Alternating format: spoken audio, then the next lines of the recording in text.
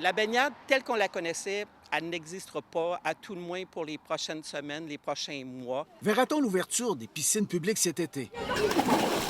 C'est le souhait de la Société de sauvetage du Québec qui prépare un plan pour répondre aux exigences de la santé publique. Là, maintenant, c'est qui va avoir accès à l'eau.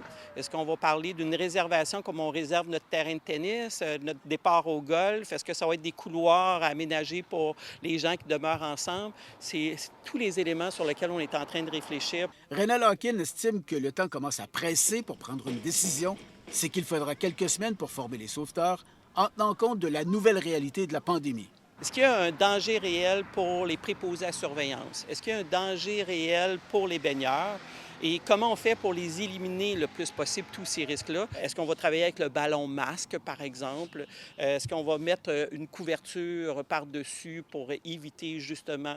Tout ça est dans la réflexion qu'on a avec les autorités de la santé. Selon M. Hawkin, les piscines publiques sont les plans d'eau les moins à risque pour la baignade, d'où l'importance de les rendre accessibles avant les périodes de canicule. Si les règles sont respectées, je ne vois pas qu'est-ce qu'il y aurait de mal à ça. En mettant des couloirs, peut-être que ça va aider, là, mais je ne suis pas convaincu. Parce que quand on a une canicule comme on a depuis quelques années, c'est indispensable. Si le plan pour l'ouverture des piscines publiques n'est pas encore complété, pour les clubs de golf, c'est bien concret. Dès mercredi, c'est l'ouverture. Mais il y a des habitudes qu'il faudra changer sur les terrains de golf, comme par exemple ici sur les verts. Les gens avaient l'habitude de retirer le drapeau, mais voilà, on ne peut plus lui toucher. Alors on a installé un petit mécanisme. Il suffit d'envoyer la balle dans le trou. Et par la suite, on tire dessus, la balle est ressortie. Personne n'a touché au drapeau. Ici, au parcours du Cerf, on procède à l'embauche supplémentaire de personnel. Donc, lorsque les gens vont arriver au club de golf, ça leur prend premièrement un départ. Donc, on a des gens qui vérifient ça.